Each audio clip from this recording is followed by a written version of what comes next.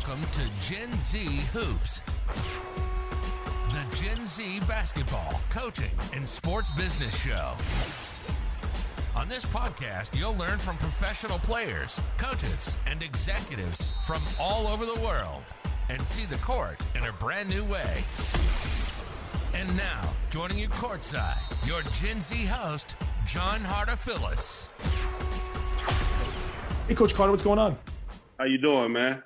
Doing great. Excited to have you on. Really, it was awesome kind of setting this up with you, and you've been so gracious in time and coming on the show. So really, thank you so much. And your story is to the league through this coaching journey. You're playing. It's so interesting. I really, just to start, I'm curious as to like what made you really dive into this basketball journey. What kind of was the catapult to finding that passion and chasing it? The catapult was just my playing career itself. You know, I started out taking basketball seriously around the age of 13. You know, I played travel ball, my first time playing travel ball and getting a chance to play outside of city limits and travel around the state. And that's when, you know, some local high schools and some local like recruiting services and stuff started to take notice of my talent. And that's when I realized, hey, I may be, you know, better than what I think I am.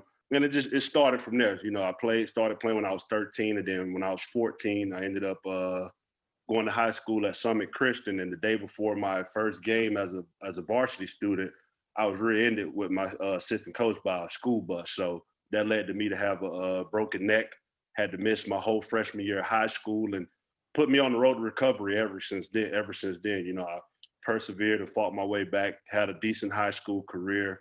And but another obstacle I faced during my high school time was my recruiting process. And that's what really led me to coaching, because my recruiting process, it was hectic. It was, how do I want to put it, frustrating. It was just a lot of things that I was just unaware of, because I was the first person in my family to, you know, to play a sport at a high level and to gain some of the attention I gained. My mom and I, we just didn't know how to handle that. You know what I'm saying? We didn't know how to navigate our way through the recruiting process, what to expect, what not to expect, things and so forth like that. So I would say my recruiting process was the first thing that led me to, you know, kind of want to coach, because I'm still a big believer of, you know, my story shouldn't have to repeat itself as much as I can handle it. And then, you know, playing through high school, going to junior college as a qualifier at Santa Fe College in Gainesville, Florida, I struggled there a little bit. You know, I was inconsistent as a freshman, so I didn't garner the interest or the offers that I wanted as a freshman, and chose to come back for my sophomore year, where I felt like I had grown and was ready to take the step in the right direction as towards making that dream come true of becoming a Division I athlete. And the first day of practice of my sophomore year, tear my ACL. I think I tore like my MCL, tore like my whole knee up. So, and that was another thing. Like, you know, just as I felt like I was starting to understand what it takes to be the player that I was aspiring to be, boom, there goes another obstacle. So, like I said, we can get into that later on in the story, but those are like one of the two main things that led me to coaching, was like, you know, my recruiting process in high school, and then in college, you know, going through injuries and having to persevere and just see how, you know, you can never take anything for granted. You know, every day matters, because you just never know when it's over. Of course, and that's kind of such a big part of coaching, is being able to face adversity, right? But you faced it in so many other ways, and in so many much more impactful ways throughout your life, which obviously will prepare you to be a great coach. And really, if you could deal with everything you just mentioned, fourth quarters don't seem that bad, I would imagine. So it's really important to think about the silver lining and probably how that's made you stronger and better on the court and off it as a person. Thinking about all those challenges, what was it? I mean, we kind of touched on your recruiting process a little bit. Coming back from the injury that you had sustained at the start of your high school career, what was it like, kind of showing college that you were 100%, or that you would be able to support their program? What's so serious? How were you able to navigate it and really show yourself? Oh, the biggest thing for me, man, was just taking on that challenge of, you got 3 years to show these, you know, to show these guys you're worthy. You know what I'm saying? Because I was actually approached with the idea of like being retained, because I'm young. I was a young student for my class. Like, I was the class of 2009, but my birthday was September 1st. Like, so I put this, like, I was 15, like after the start of the school year, my sophomore year, things and so forth like that. So it was like, potentially I was on the cusp of being like a 2010 prospect. But so, you know, I just told myself, like, look, because you got some guys that play freshman, play JV, only get 2 years of varsity, and, you know, turn out to be NBA prospects, turn out to be high Division I prospects. So I just used that as motivation to say, I got 3 years to show these guys that I'm worthy. And I took that mindset every day in the physical therapy. Like, you only got three, it's three instead of four. We gotta make the best of what we got.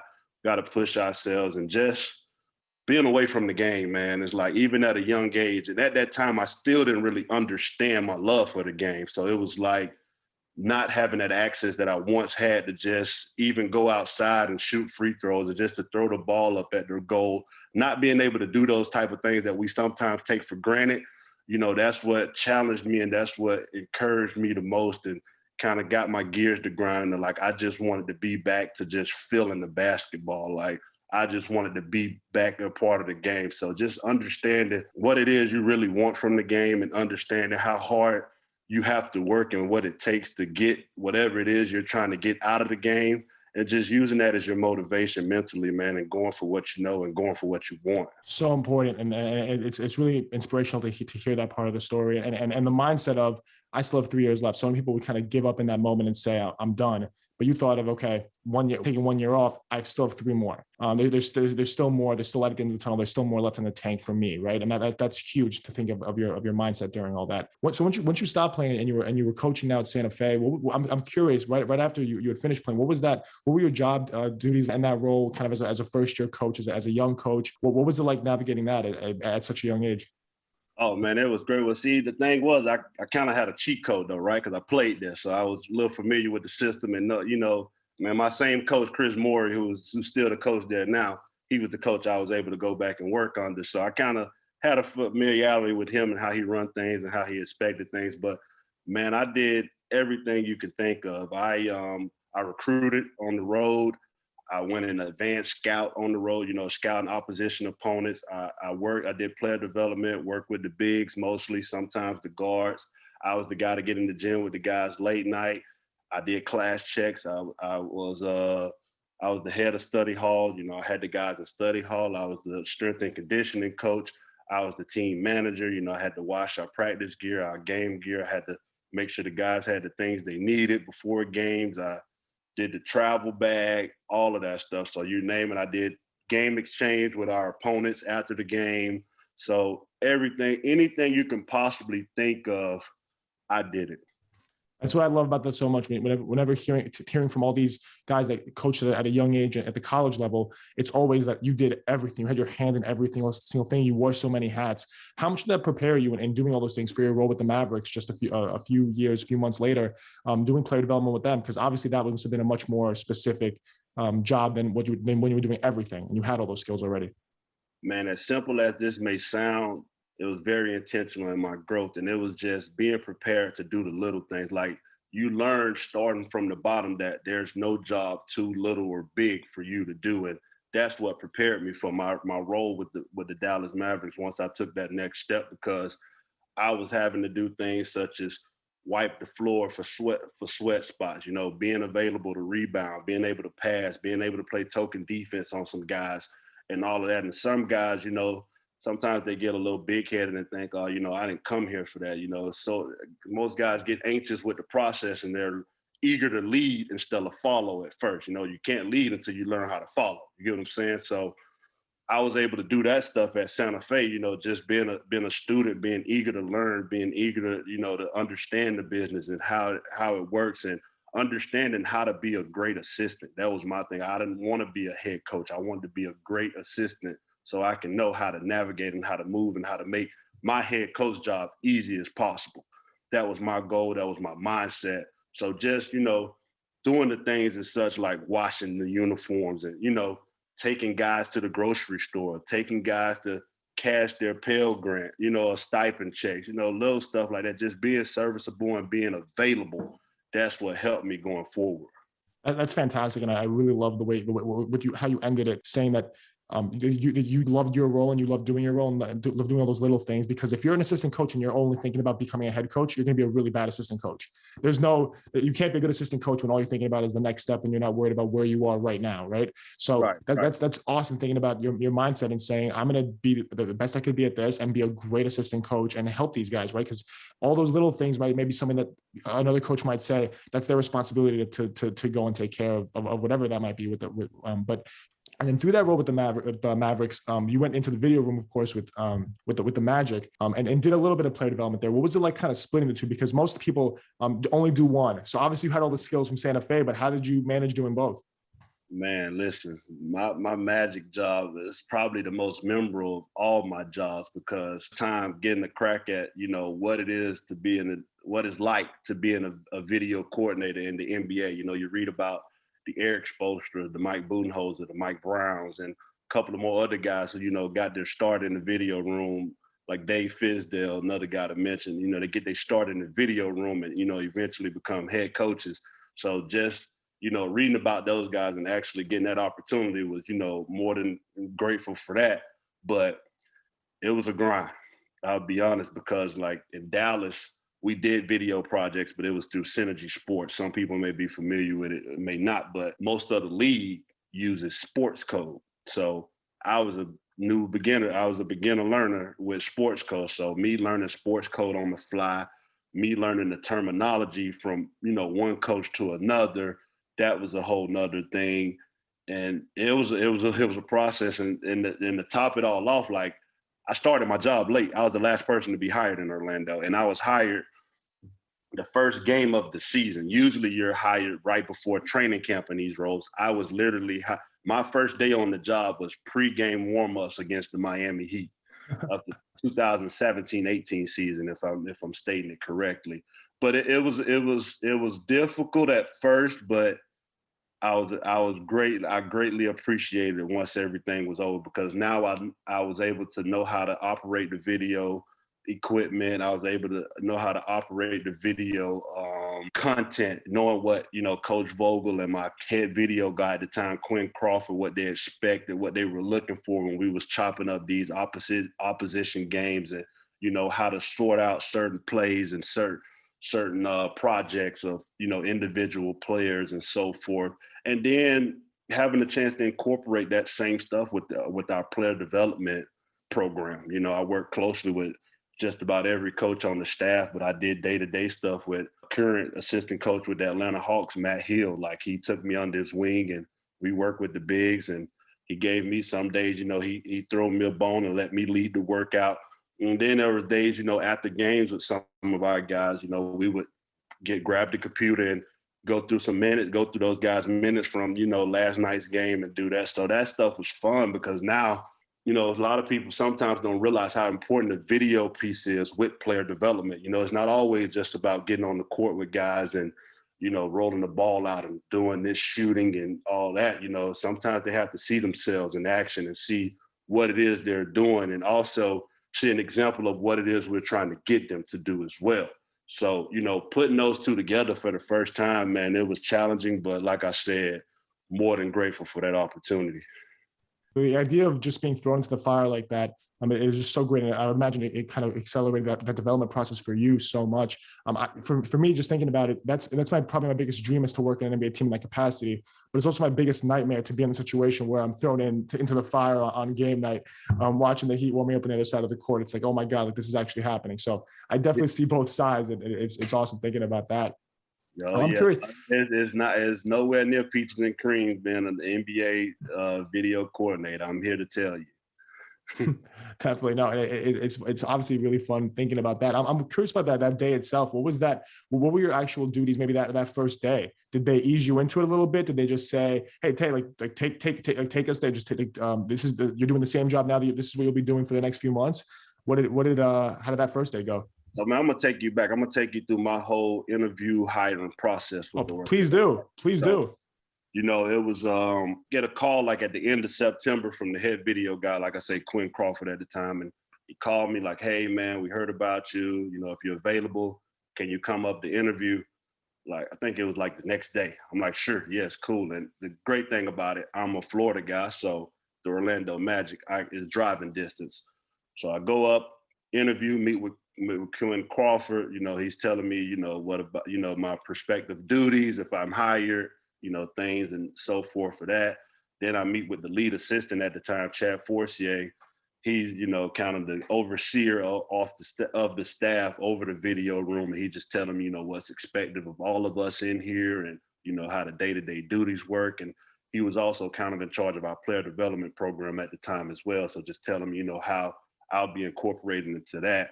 And then, before I leave the building, wasn't even expecting this. I have a one-on-one with Coach Vogel. We're talking, he's telling me everything, how he was a video guy, a former video guy. Sorry that I left him out of that earlier when I was mentioning those guys, how I could have done that. But yeah, like just telling me how he was a video guy, got his start in the video room, how important it is to excel at that role and take it serious because you never know what it can lead to. And, I left the building feeling great, man. And then a week later, they called first thing that morning, like a Monday morning before the start of training camp. Hey, Tay, just called to let you know that we want to hire you. We're going to bring you in. Training camp was starting the next day, like Tuesday. They was expecting me to start like Saturday after I, went through HR clearance and all of that stuff.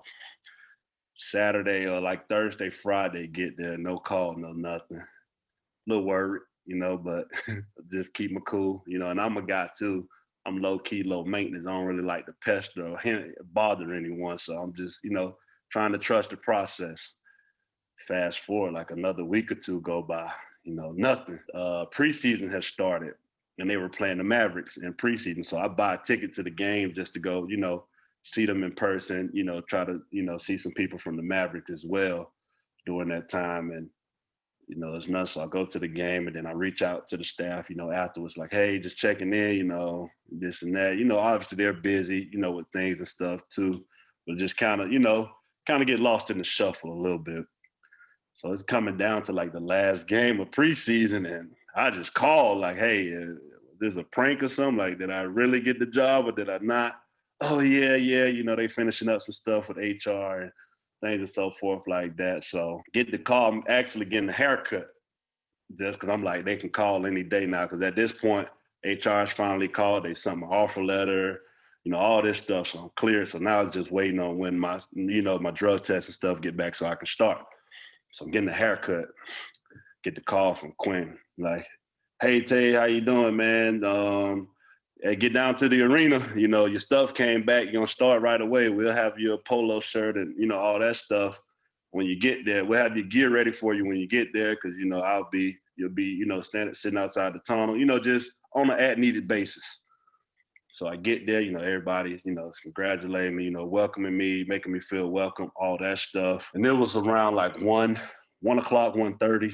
Usually first pregame workout starts like 4:15, 4:30. So first pregame work. So fast forward to pregame time to go down to the arena court for pregame workout and stuff. And I'm just kind of around, just, trying to stay out the way as much as possible. And like you say, there I was having to play token defense and having to help, rebound or be an extra passer while, Matt playing token defense and going through stuff. So I was thrown in the fire. Then I get on the court with Chad, with Jonathan Simmons at the time. And he's like, oh, contest the shot. I'm like half contesting and stuff because, a lot of times in the NBA, everybody kind of migrate differently with their player development stuff. Like sometimes you can be a little more hands-on. Sometimes you can't just because at the end of the day, have to protect the players at all costs. That's just what it is. You know what I'm saying?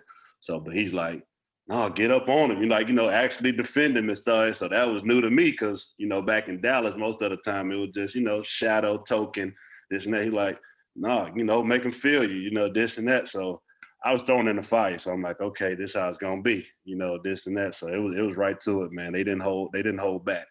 I took it as like, hey, you say this is what you want to do, so here you go. Well, I love that. I mean, thank you so much for going through that whole thing because it's especially so many listeners being young coaches want to do something like that to hear about what the process is actually like, sitting in the barbershop chair, getting the call. That was really awesome. So thank you so much for sharing that and thinking about obviously that all the great times and roles you have at the Magic is really awesome thinking about as a huge step in your coaching journey. As you kind of progressed and went on to work with the Memphis Hustle, and obviously then we'll talk about, of course, your career with the Pacers. Was it kind of a similar thing? Is it mostly what you've been doing, a lot of that player development video stuff? And is that really what you've kind of excelled in at every single step? So what makes the Memphis Hustle so special to me because it was everything. It was Santa Fe, Dallas, and Orlando all put into one.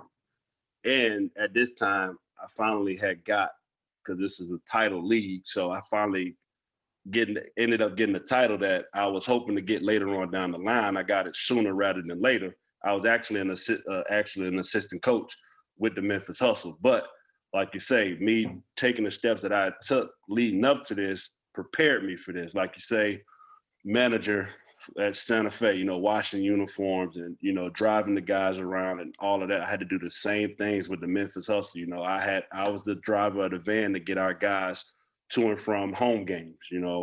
I was a player development coach. I had now versus assistant coaches with player development stuff. I had guys I was solely responsible for. I had video edits and scouts that now versus assistant a coach, I still assisted a coach, but now I was throwing a bone and having to do it on my own. And the thing that made my Memphis Hustle job so great was I was first and foremost surrounded by coaches and players that were just as hungry as I was about my own development as a coach and as a person. And, we all just kind of gelled together to help one another become better. But most importantly, I called it real-time reps. A lot of times, being in video roles in the league, you don't get a lot of opportunities for real-time reps because the size of the staff. It's a lot of assistant coaches on the front of the bench, behind the bench, and video guys. We're solely support staff. We're the guys we're the utility guys. Whatever you need, we got you. In the G League, they're not that luxurious with their staffs because, for financial reasons or whatever the case may be, a lack of resources. So a lot of people have to be willing to do more things than they signed up for. So like I say, all of my jobs leading up to this was formed into one because on the away games, I was the equipment manager because our equipment manager didn't travel. I was the guy when we had the shuttle to the airport. I had to make sure all the guys was on the bus in the front of the arena so we can get to the airport. I was the guy that did have my own guys for pregame workouts. I was the guy that helped one of the assistant coaches at the time, like Alex Lloyd, with personnel scouts when he had, when he was doing his scouts for teams. So I did everything in one in Memphis. And I think that was vital in my career because it really gave me, like I say, once again, those real-time reps that I was yearning. And I wouldn't necessarily say yearning at the time because I was still, just excited to be on the path and was kind of going wherever my path led me. But it was much needed because once again, you have to get those real-time reps. Like, for example, me leading a walkthrough to a game, being granted the opportunity by our head coach at the time, Brad Jones, to speak in front of the team, to develop a voice in front of the team so they can know and understand that, oh, this guy's not just here to rebound and pass for us or just to, make sure we have everything he needs. Like, no, he's a young coach. He wants to be a coach and he has a voice as a coach. You get what I'm saying? Like, that makes sense. Like, they view you as a coach. You know what I'm saying? So that was very important for me going forward. It's so cool thinking about obviously all this steps you're taking leading up to a job where you're kind of doing everything, right? And we go from talking about everything to player development to video stuff to back to everything, and it's so cool thinking about all those different stops and all the titles you've had and how they all play nice together and they're also a little bit different. Your most recent job with the Pacers was what really stood out to me because of the title of a seasonal assistant coach, which is something that I've never spoken to someone in that role before. And I'm curious to think of what was unique about that role in working with the Pacers, especially, and we'll talk about that too. And during the COVID-19 pandemic and all the craziness happened there. So you have a really cool title. There's a global pandemic going on at the same time. What was this past year like for you? It was great, man. And once again, it's just, I've been blessed. I'm still young in my journey and in my career. And like you say, every year has gotten bigger and better. And just to add to you so you can get an understanding, like before I got to the Pacers, I actually was granted an opportunity to go to Shanghai, China in that summer before I accepted the job with the Pacers to be a player development associate for the Shanghai Sharks. So I was able to go to China to be a player development guy for the Shanghai Sharks. And that kind of groomed me for what I was getting myself into with the Pacers. I was unaware of my opportunity for the Pacers while I was over there. I actually got it when I got back. But my year with the Pacers was great. It was similar to my role in Orlando as assistant video coordinator / player development coach. But as the year progressed, I was granted more responsibility. I was granted more responsibility as the year progressed. So it was more so like, once again, back like you mentioned earlier, balancing the player development stuff with the video stuff. And I worked closely with one of our assistant coaches, Bill Bano, and I was in charge of helping him with all of his opposition scouting. So, for instance, if we were playing the Washington Wizards, I was in charge of scouting 5 of the Wizards games, picking up on their tendencies, their team tendencies, their player tendencies, putting video clips together, putting a scouting report together, and just helping Bill Bano as much as possible to, once again, make his job life easier.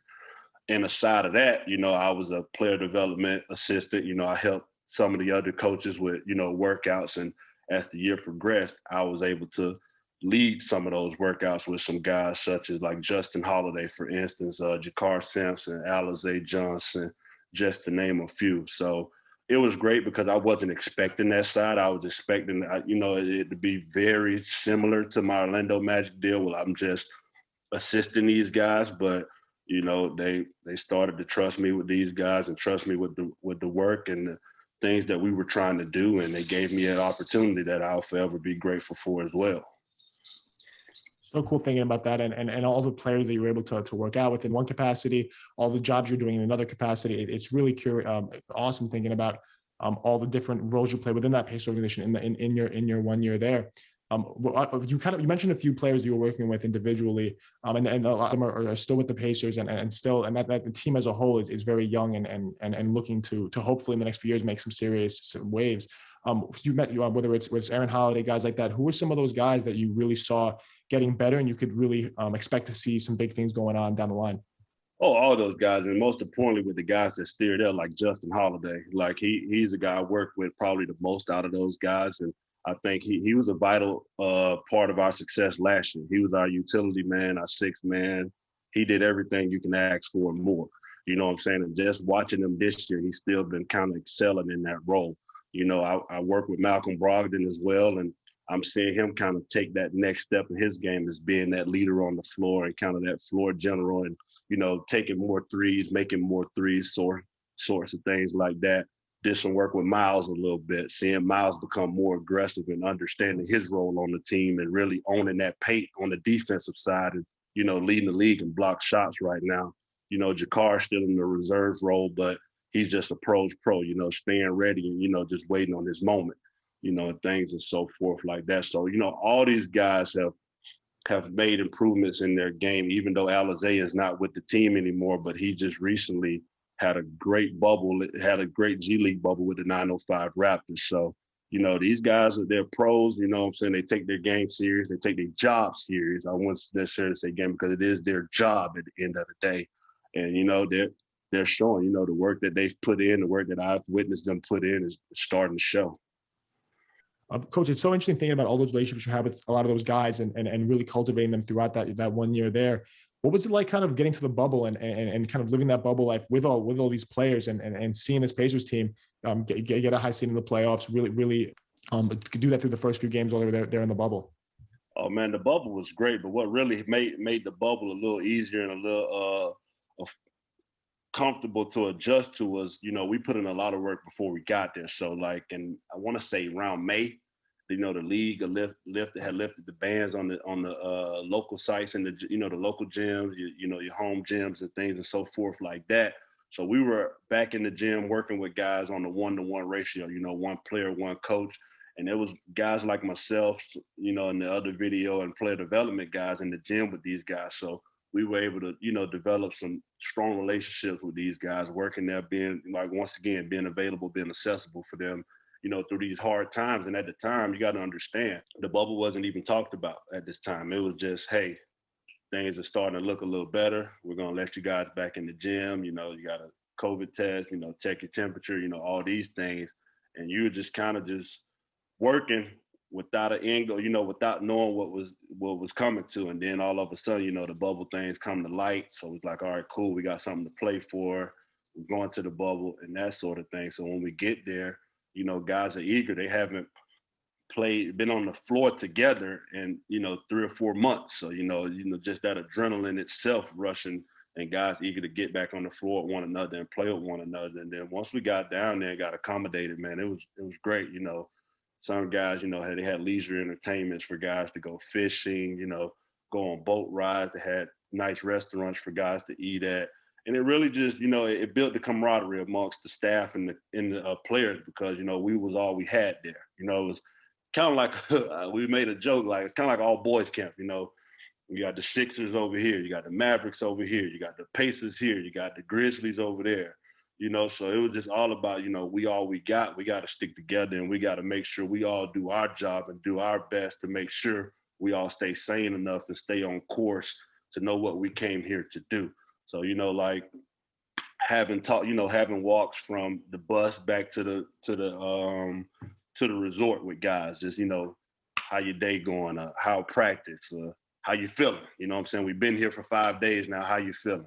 How your family doing back at home, you know, with COVID still been out in the world, you know, things like that. Or you got some guys going back to the gym at late nights, and then, you know, we getting back and we may have a late dinner, and we talking about maybe the session we just had in the gym, or, you know, before the season got started in the bubble, you know, what are some of the things we're hoping to accomplish as a team in the bubble. So, you know, just being there for those guys, man, you know what I'm saying? You know, because at the end of the day, I always tell people, you know, regardless of how much money these guys make, regardless of how much stardom they have, they're still humans at the end of the day.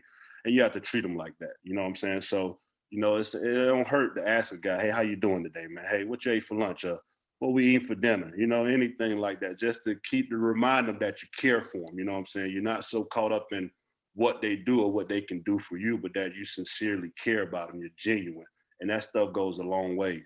So, Coach, most recently you were working with Team Nigeria, and it's so interesting talking to someone, because everyone, when people think about overseas basketball, they automatically think of Europe, right, or China, or leagues like that. But really, the leagues over in Africa are really starting to develop and really start to gain traction. What did you see when you were over there?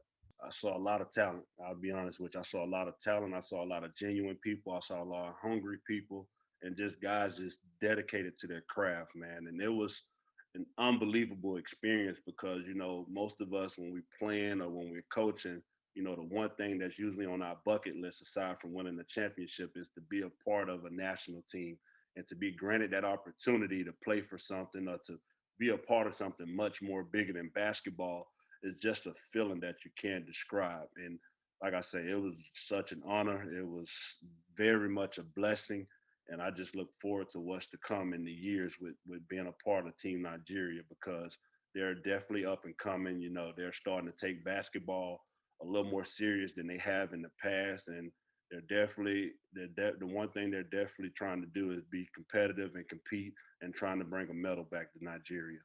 It's huge, thinking about just how different basketball is all over the world, and all these different leagues that maybe people don't think about them, but there's so much talent over there in Africa that's been developed recently, especially with so many players coming from there, whether it's Serge Ibaka or players like that are really giving back to the both basketball over there and the communities over there.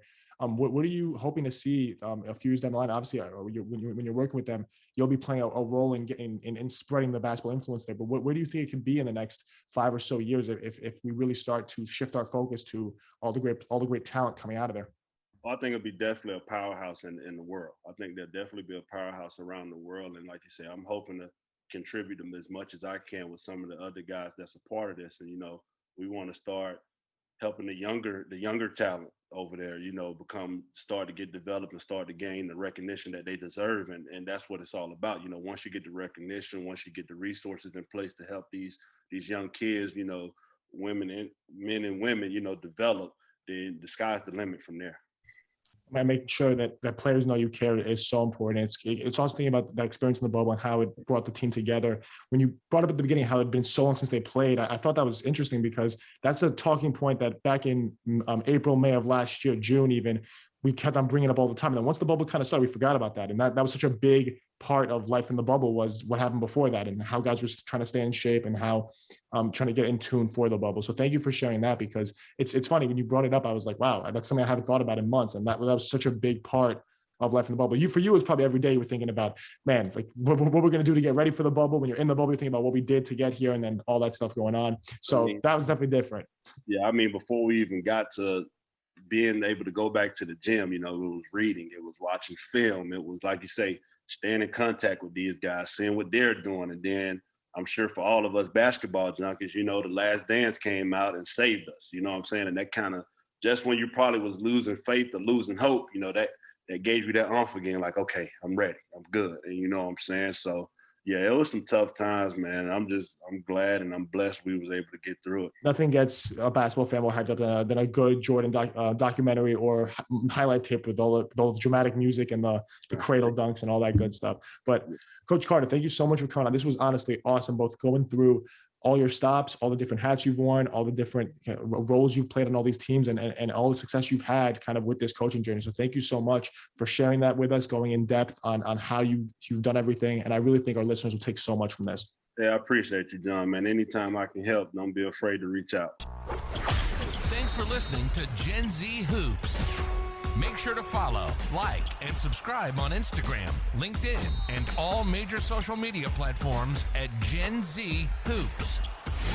You can tune in and subscribe on Apple Podcasts, Spotify, YouTube, and every other podcast platform on the planet. Get ready for the next episode.